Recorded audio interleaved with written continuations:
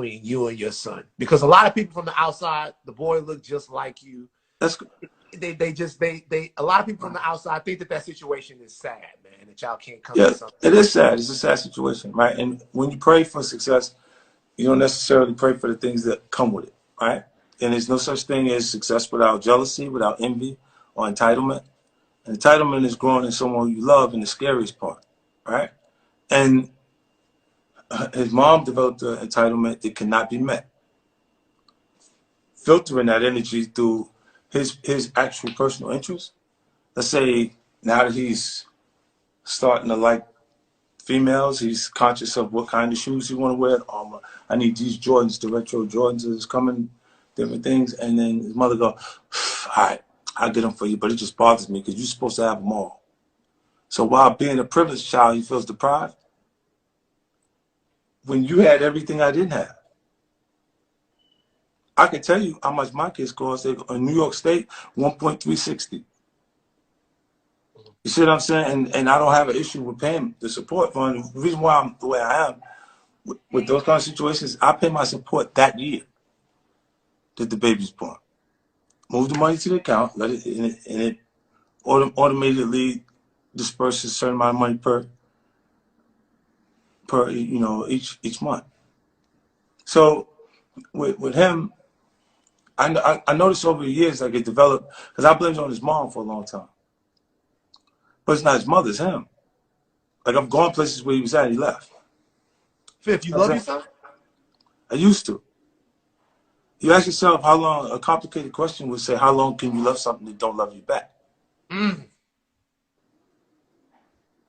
see, so in this experience, you look and you say, I didn't think success would cost me my firstborn, but it's the situation. It's like my grandfather would say, if rather like a snake, if it slithered like a snake, is it a snake or do you need to be bit?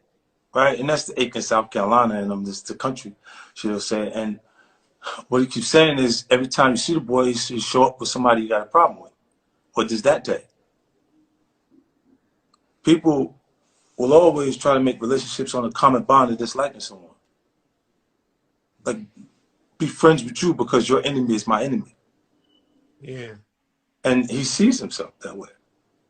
To the extent where he's actually taking pictures with Preem's son or doing different things that, and you go, well, I'm like, I don't even understand where your motivation comes from with these things, but.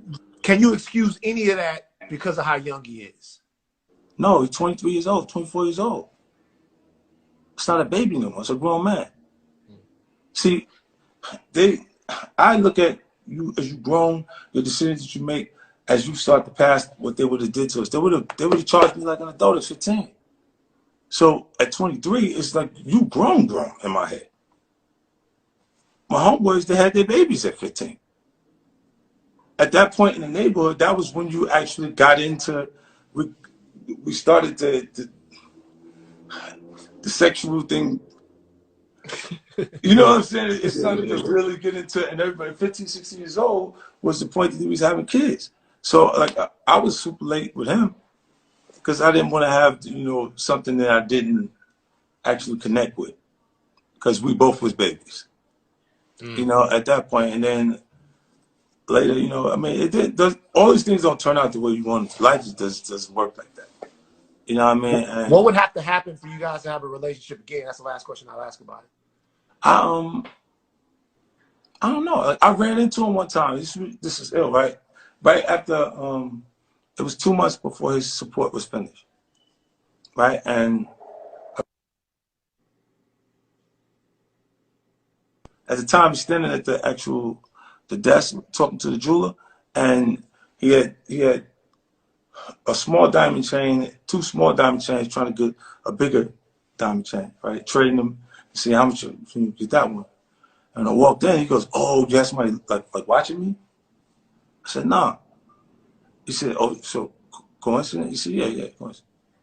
Then he turned back to the jeweler, he goes back to talking to the jeweler, and he's like, nah, I can't do that. Now I'm like, because of how much the jeweler's asking him for.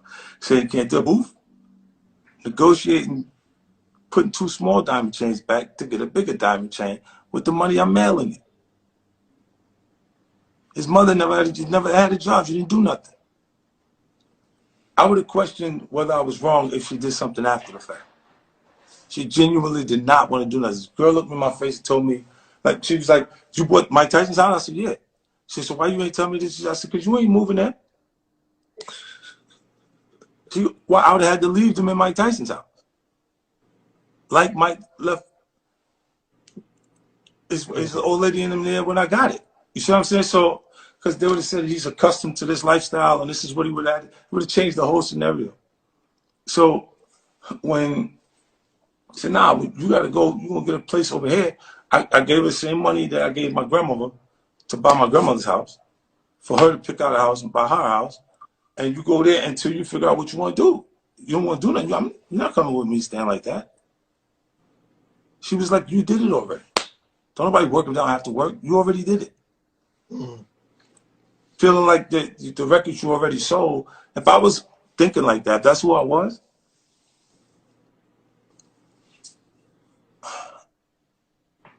Yeah. They've been over. Damn.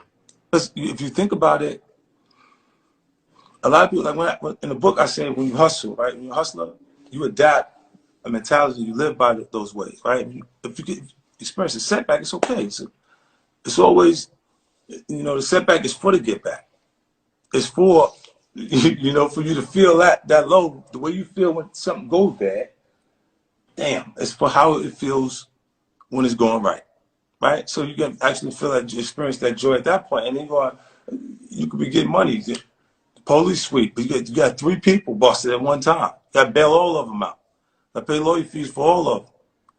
You got to have all your money that you had in the bank that you felt was just yours and profits is now taken out of your profits and placed into the necessity of keeping you functioning.